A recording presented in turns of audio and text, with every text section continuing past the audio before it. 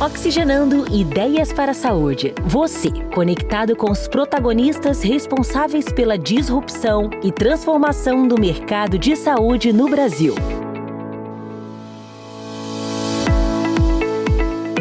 Olá, eu sou Eduardo Mangione e esse é Oxigenando Ideias para a Saúde.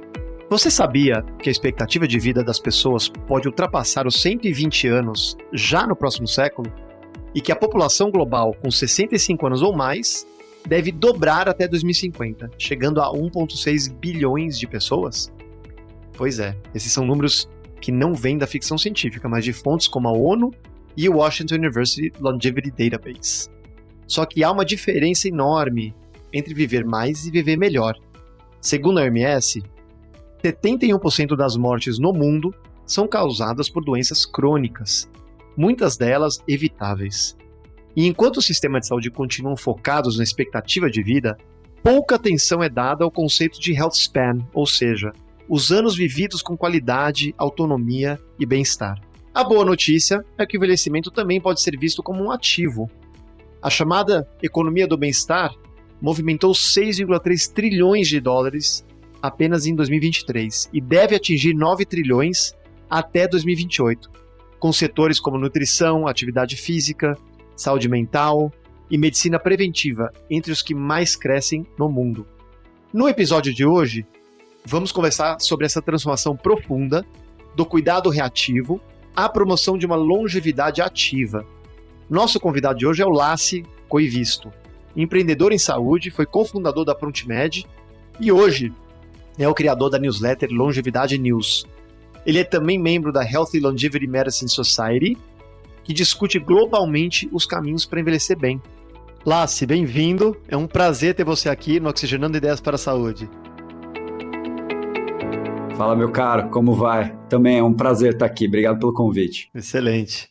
Laci, eu queria começar perguntando para você um pouquinho sobre a previsão da ONU, né, sobre o envelhecimento da população acima de 65 anos, que deve dobrar até 2050. E a OCDE, que é a Organização para a Cooperação e Desenvolvimento Econômico, que é uma referência mundial em dados de políticas públicas, publicou um estudo mostrando que os custos com saúde aumentam mais de 280% a partir dos 60 anos de idade. Diante desse cenário, Laci, muita gente ainda enxerga o envelhecimento apenas como um custo crescente para o sistema de saúde. Mas você defende que a longevidade pode e deve ser tratada como uma oportunidade. Como que a gente vira essa chave?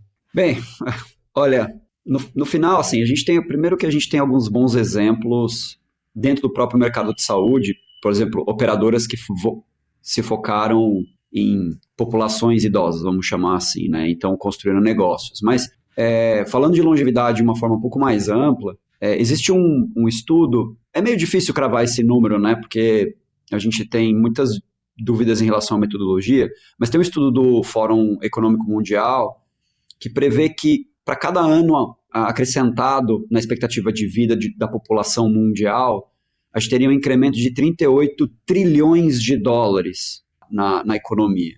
Então, porque você conta tudo, né? São pessoas vivas, vão consumir mais, vão produzir mais, etc. Então, quando a gente está olhando sobre essa ótica de negócio, de oportunidade, eu acho que o principal ponto aqui é entender a vontade humana de viver melhor e de ser acolhido. O legal, inclusive, é que quando a gente está falando de longevidade, a gente tem alguns pilares, e o pilar da personalização ele é muito forte. O Edu quer uma saúde para ele, porque você tem tua rotina, você tem sua agenda, você tem seus compromissos com a família, você viaja, você não viaja, você tem seus esportes, você tem seus hobbies. Você quer algo que seja adequado à tua vida.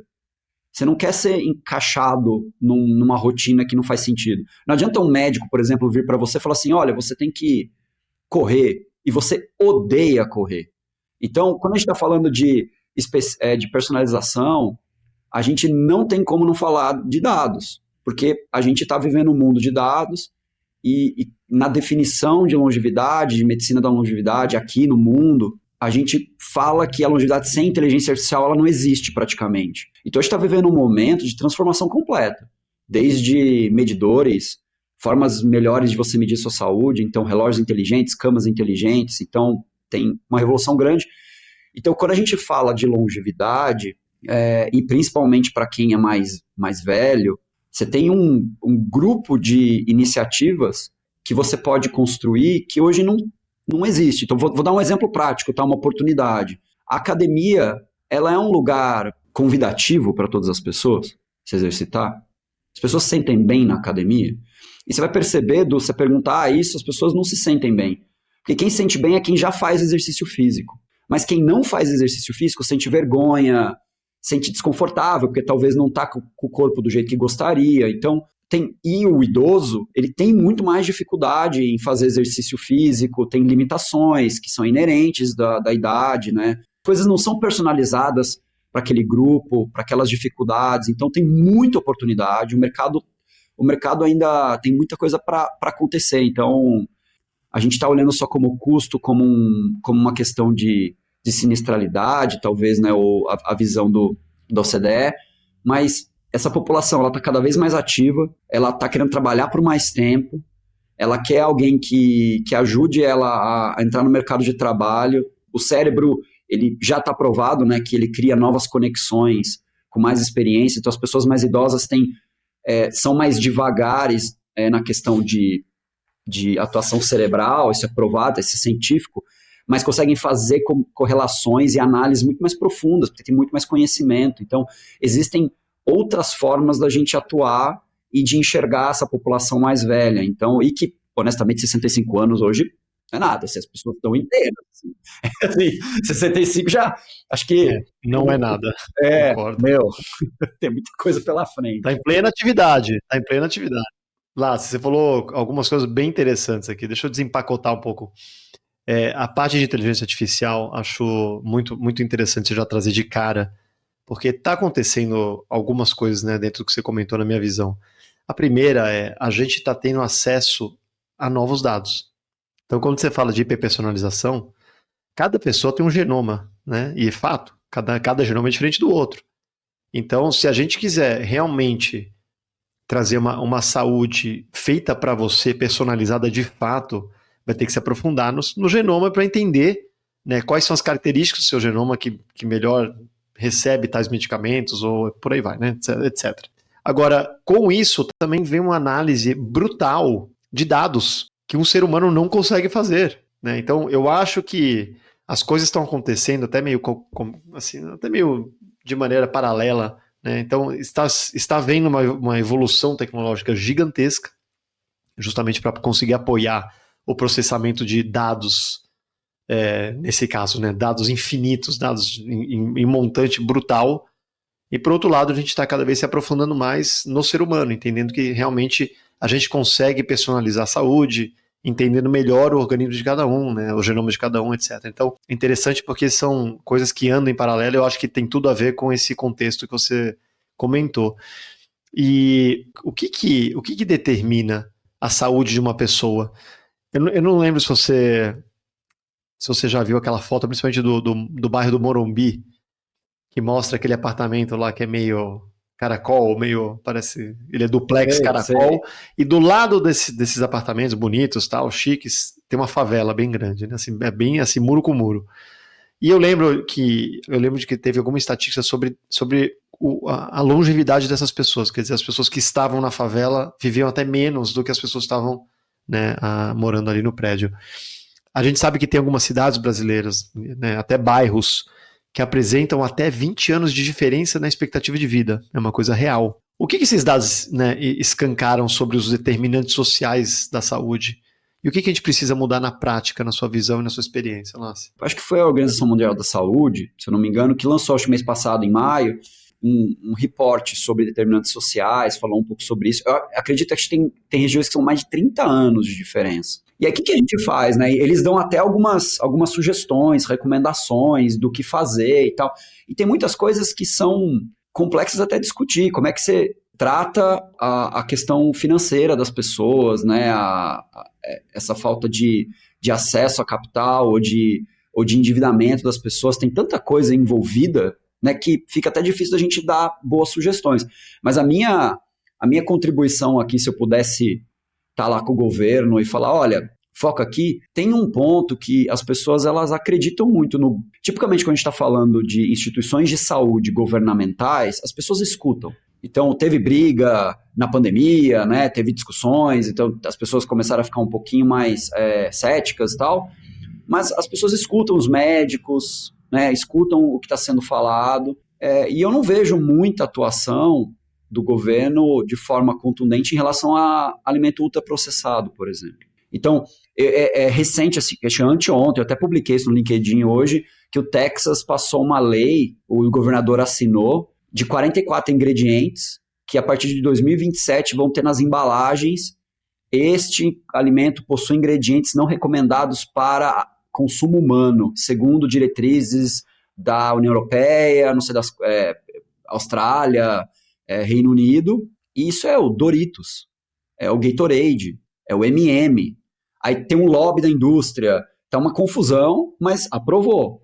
Então, isso é uma coisa relativamente simples, assim, no sentido de tomar decisão. Acho que, politicamente falando, acho que tem várias questões aí, mas acho que o governo começar a bater de frente, né? Tá fazendo agora, o governo brasileiro tá regulamentando as bets, que eu acho impressionante. Você tá assistindo um jogo de tênis de manhã. Impressionante. Com seus filhos, e de repente a propaganda é de uma pessoa fazendo uma aposta, que é jogo, é uma das coisas mais destrutivas que tem visto em jogo. Até 2 anos atrás era completamente proibido, né? Com razão. E de repente isso virou uma máquina. O ponto é que tem coisas que são simples. É regular e dar algumas diretrizes fáceis. Então, quando a gente está falando do Morumbi ali, né, daquela foto, que é icônica, né? Você tem a criminalidade, obviamente, mas falta uma educação básica. E eu acho que, inclusive, essa educação, ela serve para todo mundo. Ela não serve só para pessoas de baixa renda. Porque as pessoas não sabem comer direito na média, assim, independente até de status social. Então, eu acho que tem um papel do governo muito importante para empoderar as pessoas com conhecimento para elas tomarem melhores decisões. Eu acho que a gente tem um papel muito importante como sociedade, como governo, como instituições, a explicar para as pessoas um caminho e dar para elas um pouco das ferramentas para elas tomarem as melhores decisões. Bacana. Não sei se você já leu, com certeza deve ter lido aquele livro chamado best-seller, né? Aquele best-seller chamado Outlive, do Peter Attia, né? Ele fala muito sobre o Health Span Economy, né? Que em português é algo como a economia da longevidade saudável ou do tempo de vida saudável, sei lá. E basicamente um conceito emergente aqui que foca não apenas, né, na ideia de aumentar os anos de vida das pessoas, né? Quer dizer, aumentar o tempo vivido, mas principalmente em prolongar os anos vividos com saúde, autonomia, produtividade, que é justamente o que você vem comentando. Você também vem defendendo que a qualidade de vida deve ser o foco. Como que o Brasil pode avançar nesse modelo, você acredita, Lácio? Por exemplo, saiu, deve fazer uns 2 meses, não sei se você viu isso, o CFM soltou uma nova regulamentação, que agora para a inclusão de novos tratamentos, eles liberarem novos tratamentos inovadores, é possível agora você usar papers estrangeiros, internacionais, porque não podia até pouco tempo atrás. Então você tinha uma intervenção CAR-T, cell, né, toda a parte CAR, demorou anos, porque você tinha que rodar um estudo aqui no Brasil, com população, tal, tinha um processo, imagina, tem um baita estudo feito lá fora que mostra que a gente pode reaproveitar, não podia, agora pode. Então fizeram um papel importante. Então eu acredito que isso, como a gente está falando de instituições governamentais, isso vai ser muito importante para a gente estar próximo do mundo onde a inovação está acontecendo para a gente poder beber dessa fonte, porque a tecnologia, as coisas que estão acontecendo, elas estão uma velocidade muito grande, né? Então, esse é um primeiro passo. Eu acho que quando a gente está falando de outras ações, eu acho que tanto o governo quanto as instituições têm um papel muito grande que inicia, que é a educação. Então, você tem que fazer eventos, você tem que estar nos líderes de opinião, você tem que estar falando. Então, para começar, a gente precisa iniciar um processo de educação mesmo dos termos. Então, por exemplo, tempo de vida saudável. As pessoas precisam entender esse termo. O que é isso? Porque se você olhar o livro do Peter Attia, ele fala no livro que os centenários, né, os super centenários que passaram dos 110, a principal característica é que eles demoraram muito tempo para ter a primeira doença crônica.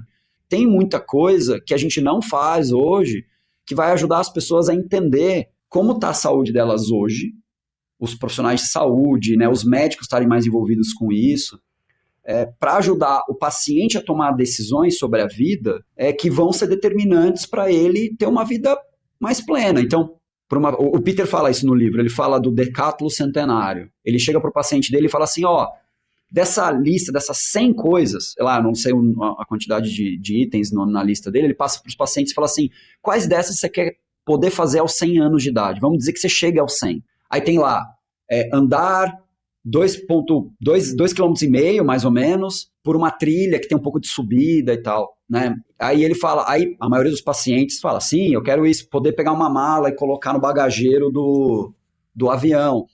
E aí ele calcula e fala, olha, para você fazer essa caminhada, você precisa ter mais ou menos um VO2 máximo de 30.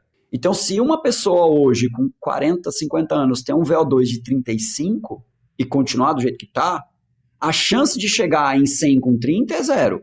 É zero, exatamente. E não tem milagre.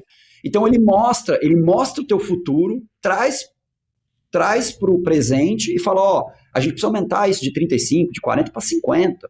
Para 55, sei lá. A visão dele é você aumentar a sua performance. E qual que é a beleza disso, Edu?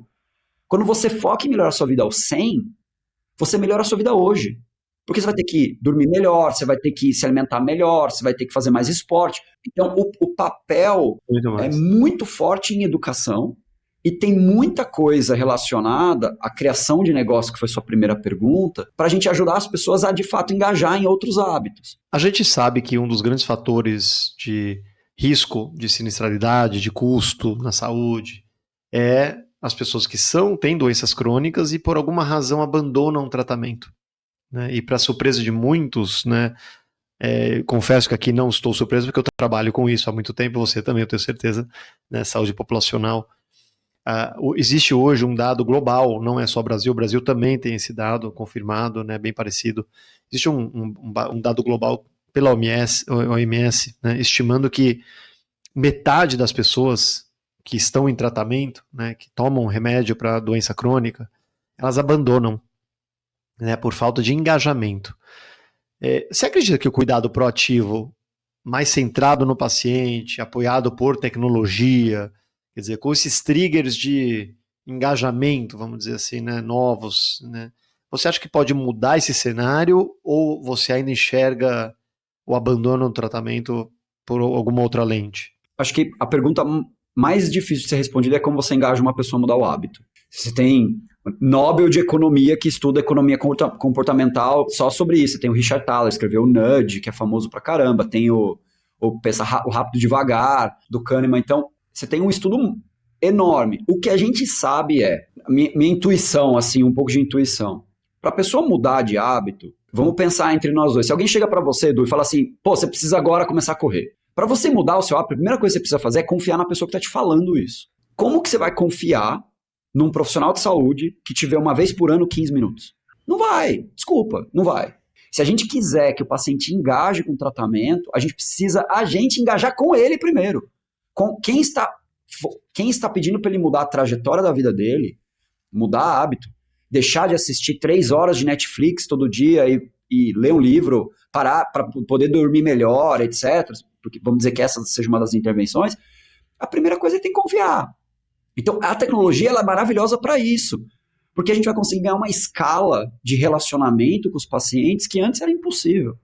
Então, a tecnologia vai permitir uma comunicação personalizada, muito grande, e vai permitir a segunda parte de você entrar numa comunidade, né? Em relação a essas análises do engajamento, que parece que a culpa é do paciente.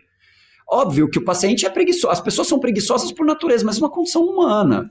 Mudar hábito é difícil, né? Então, tanto que um dos best-sellers aí é do James Clear, Hábitos Atômicos. Então, como que você muda os hábitos? Porque é uma batalha constante. Será que nós, como setor, como instituições, a gente de fato está trabalhando em ter a confiança dessas pessoas e trabalhar para inserir ela numa comunidade, num processo, explicar para ela o porquê que ela tem que tomar esse medicamento.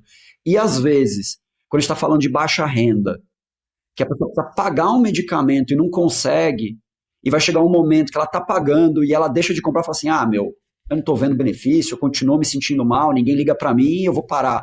Existem muitos aspectos aí, muitas derivadas que precisam ser levadas em consideração. Então, eu acho que, com certeza, e tá aí, inclusive, Edu, a maior oportunidade. O A16Z, que é um dos fundos famosos aí do Vale do Silício, né, Andreessen Horowitz, ele escreveu um paper em 2022 que ele fala que para ele a maior empresa do mundo vai ser uma empresa de consumo na área da saúde, consumo entre aspas, né, B2C. E essa economia do bem-estar que a gente está conversando aqui, ela está crescendo muito, né? Até pelo perfil da mudança sociodemográfica aqui do Brasil e do mundo, né? Principalmente do Brasil também, incide que teremos muito mais idosos muito em breve, né? Eu acho que o número é duplicar, eu acho que o número de idosos nos próximos 30 anos. E aí, nutrição, saúde mental, medicina personalizada, turismo, educação, bem-estar. Eu queria entender, né, da sua visão, quais são os setores que você enxerga como mais promissores na chamada aí da economia da longevidade, ou silver economy, né, como muita gente chama isso também. Saiu um paper, um estudo científico não, um estudo da McKinsey, acho que deve ter um mês e meio, mais ou menos, que estimou o mercado de wellness de 2 trilhões de dólares. É enorme. E lá, ele fala do turismo, que é o que você cita. As pessoas estão viajando para se cuidar. Então, eu quero ficar num hotel, eu quero viajar, mas eu também quero ser bem tratado, eu quero fazer biomarcadores, eu quero cuidar de mim. Então, para uma alimentação melhor, etc. Tem muita gente fazendo isso, muito forte no Silver Economy, inclusive. O mercado de medidores, que eu chamo assim, eu não sei como que vai se chamar esse mercado, mas quando a gente está falando de relógios como um Garmin, Whoop, Oura Ring, você fala um colchão inteligente, que seja um Weight Sleep, tudo que está medindo o dado teu, isso vai explodir. Você está vendo, esse mercado vai ser enorme, e aí tem uma competição global, você vê a Apple entrando, a Samsung entrando, Garmin entrando, todas essas grandes empresas. E aqui, acho que a provocação para o setor tradicional é como que um laboratório de exame se enxerga? Porque, no fundo, ele é uma empresa desse setor aí de medição. Você costuma dizer que o sistema de saúde precisa ligar antes do paciente adoecer, né? Não depois, não reativamente, porque aí já está demais, né? Eu queria que você desse um exemplo de como que você vê a tecnologia conseguindo antecipar riscos e ajudar a construir uma cultura mais de prevenção mesmo. Quando você está usando um relógio e você dorme todo dia 7 horas por noite, vamos pegar um exemplo fictício aqui. De repente, faz 2 semanas que você está dormindo 5. Por que ninguém te liga e fala assim, Edu, vem cá, tá acontecendo alguma coisa, posso te ajudar? Alguém que você confie, porque não pode ser um atendente de alguém que você nunca ouviu falar e falar, Edu, tudo bem? Aqui eu tô ligando da sua operadora, perguntar como é que você tá, porque a gente tá vendo. Não, peraí, né? Não é isso. Você precisa de alguém que tenha a sua confiança. Você precisa confiar em quem tá te ligando, ter abertura. Mas ele ligar e falar, Edu, vem cá, por que você tá dormindo 5 horas? Você fala, tô num projeto, tá acontecendo umas coisas legais no trabalho aqui, eu tô tendo que virar à noite, mas tá tudo bem. Pode ficar tranquilo. Ou não está tudo bem, eu perdi um ente querido e eu não estou conseguindo lidar com o luto. Podemos te oferecer um serviço de saúde mental? Sabe, você precisa de um apoio, porque isso acontece, isso é a vida real, é o dia a dia. Tem muita coisa que dá para se fazer para ligar antes para as pessoas e ajudar, porque a minha crítica construtiva é assim, quando a gente entra no mercado, num serviço de saúde, as pessoas estão preocupadas com a saúde. Então por que a gente não liga e fala, seja bem-vindo, esses aqui são os pilares, você está fazendo exercício físico, como é que está a sua rotina, você precisa de algum acesso, olha, se você precisar de uma academia, no teu bairro tem essas daqui, sabe? Tipo, ajuda a pessoa a navegar, porque as pessoas não sabem. Olá, sabe uma curiosidade? Eu não sei se você, por acaso, viu aquela série no Netflix sobre Blue Zones. Sei. E eu acho que são 5 ou 6 episódios, ele mostra cada Blue Zone e tal, e tenta achar um pouco dos fatores, né, que fazem aquelas pessoas dentro daquela região viverem mais e tal. E um deles que saiu muito forte, e eu acredito muito que é, de fato, um dos grandes fatores de longevidade, que o senso de comunidade é um dos pilares mais poderosos para a longevidade. Por que criar vínculo social ainda é subestimado quando a gente fala de envelhecer bem? Eu acho que as pessoas, elas não entendem o que é comunidade, né? Não se preocupam de forma atenta a isso. Porque acho que o estudo mais famoso, eu acho que está naquele livro, se eu não me engano, aquele livro chama Outliers, do Malcolm Gladwell, que ele fala de um povoado nos Estados Unidos chamado Rosetta. Se eu não me engano era Rosetta, não lembro agora. Que olhou em volta e era a única cidade que não tinha doenças cardiovasculares. E depois de analisar, mas a comida é igual, as pessoas comem igual, tudo era igual, assim, exercício é parecido, o nível de atividade, sedentarismo, é tudo igual. A única coisa mais importante e clara foram os vínculos sociais, porque acho que tem uma história de serem imigrantes italianos, se eu não me engano, de comer em casa, de chamar as pessoas no final de semana para estar e criar vínculo, porque, Edu, acho que assim, a coisa mais importante para mim na longevidade é entender por que quer viver mais e melhor. É o propósito da vida. Você tem seu propósito da vida, Edu, você tem sua família, você tem seus amigos, você tem os seus objetivos de vida que transcendem o trabalho. A tua vida, ela é um período relativamente curto de todo mundo, né, que a gente vive lá 100, 120 anos, espero que a gente chegue lá no 120, né? Mas as pessoas, elas precisam parar para pensar por que elas estão aqui e fazer, e tem um papo até espiritual nessa história. Muito importante. Então, quando a gente está falando de comunidade, ele é um aspecto muito importante, porque muitas vezes a nossa comunidade é a nossa própria família, é a comunidade mais íntima, que é você estar num clube, que você, sei lá, tá jogando tênis, aí você tem a turma do tênis, aí você encontra a galera do futebol, faz um churrasco depois, ou você vai na igreja e você encontra no domingo as pessoas depois do culto ou da missa, e você interage com as pessoas. Então, cada um tem os seus pilares aí. O ser humano é um ser social. Não tem como você viver isolado e você tá longe. Você precisa criar vínculos fortes, porque a vida, ela é cheia de problemas, de altos e baixos. Você vai ter problemas, eu vou ter problemas, todo mundo vai ter problemas, você vai ter que ter uma rede de apoio, amigos que te entendam. E a gente não é imune às dificuldades da vida. E a comunidade é o que traz sentido, assim, seus filhos, ou parentes, ou um grupo que você quer levar para frente. Então, a comunidade, para mim, ela tá intimamente ligada com o propósito de vida. Então, você está conectado e você entender, inclusive te alimenta para você ter forças de fato mudar o teu hábito. Porque na hora que você entende que você quer ser um melhor pai, uma melhor mãe, você quer ser um melhor irmão ou filho, e você quer ter mais tempo junto com as pessoas que você ama na sua comunidade e ser um bom exemplo, você vai querer se cuidar. Fala, não, eu tenho compromisso. E aí é uma questão de mudança de hábito, não, uma mudança de mentalidade, que aí a tua honra com você mesmo, ela vira maior que o teu desejo de curto prazo. Fala, não, vou ficar hoje na cama porque tá frio. Fala, não, eu vou sair da cama, eu vou treinar. É propósito. Muito bom, Lassi. Foi muito interessante. A gente agora entra numa segunda etapa aqui do podcast, que é um pouquinho do jogo rápido. Então é um bate-bola de perguntas e respostas rápidas para te conhecer um pouquinho melhor também como pessoa, né? Você é uma grande pessoa, profissionalmente é um cara que eu já conheço e admiro muito. Eu acho que como entender um pouco mais sua trajetória, seu jeito de pensar, agora um pouco nessa parte mais pessoal, acho que vai agregar bastante valor aí para os nossos ouvintes também, tá bom? Tá bom, manda ver, tô curioso. Vamos lá. A primeira pergunta é o seguinte: se você conseguisse adquirir um hábito novo, né, que melhorasse a sua qualidade de vida, ou caso você tenha adquirido ultimamente um hábito novo que melhorou a sua qualidade de vida, qual seria esse? Eu não... é difícil, tá?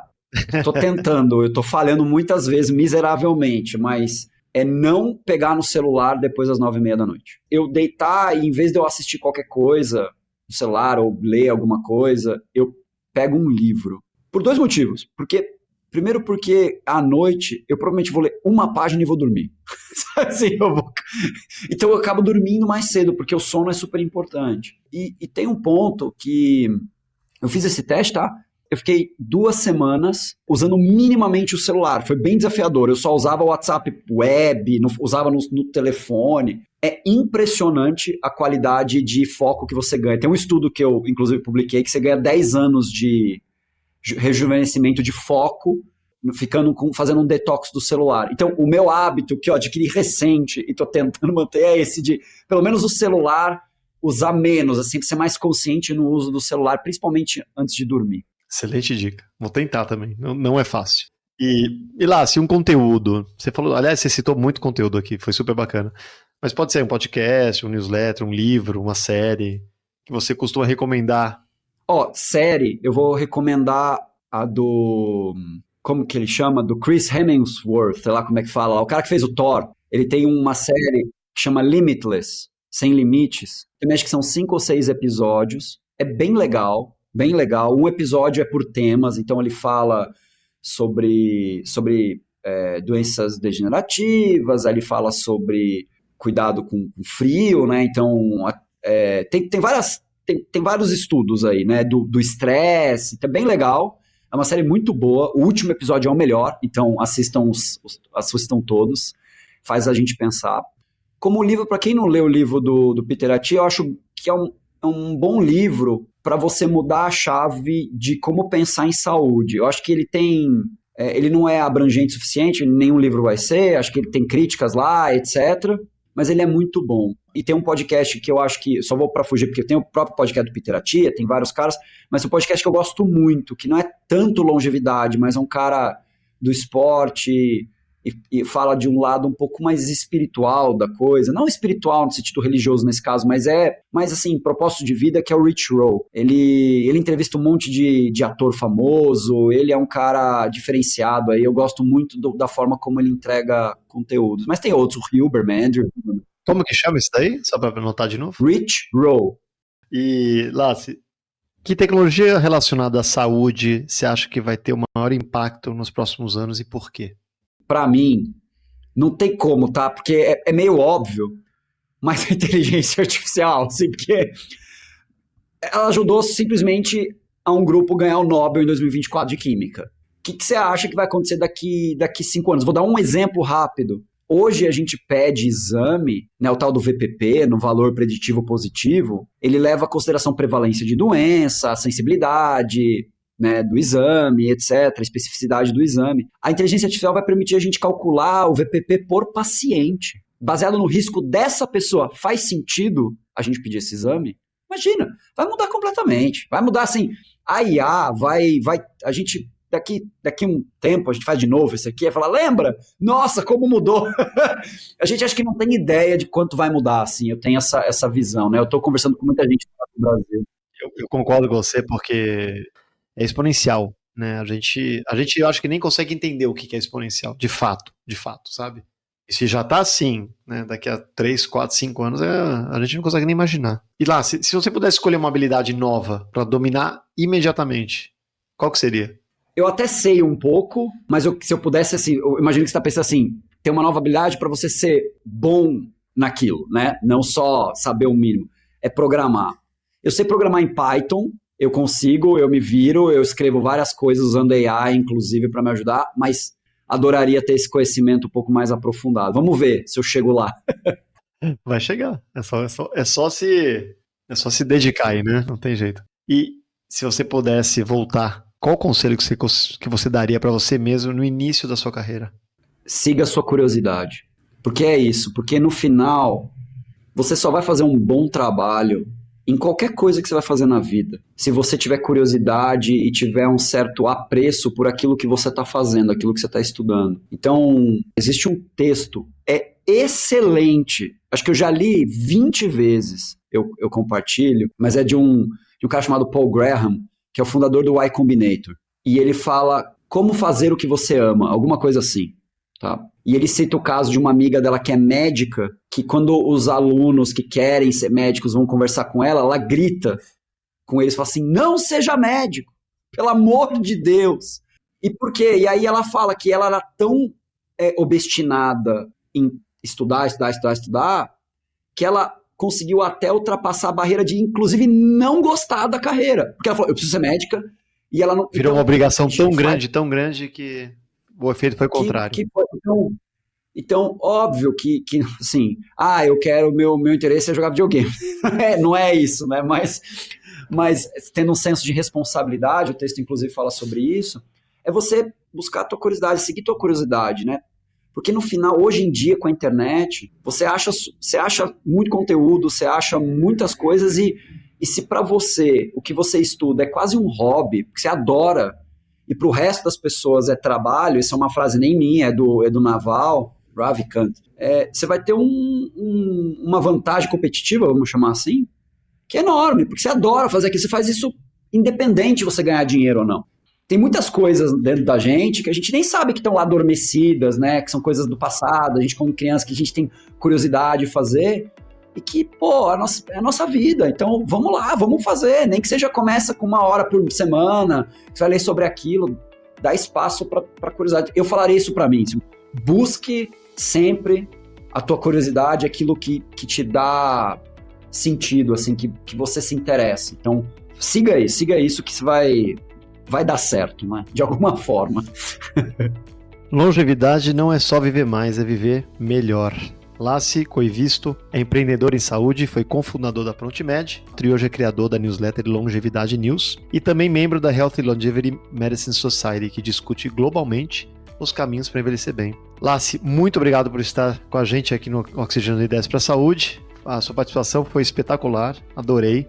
Esse tema é apaixonante, acho que dá para ficar mais horas aqui conversando sobre isso. Obrigado, meu cara, foi um prazer. Obrigado pelo convite, pelo seu tempo também. E tome melhores decisões de saúde. Vamos viver mais e melhor, meu cara. Vamos fazer nossa parte. E eu agradeço também a você que me acompanha por aqui.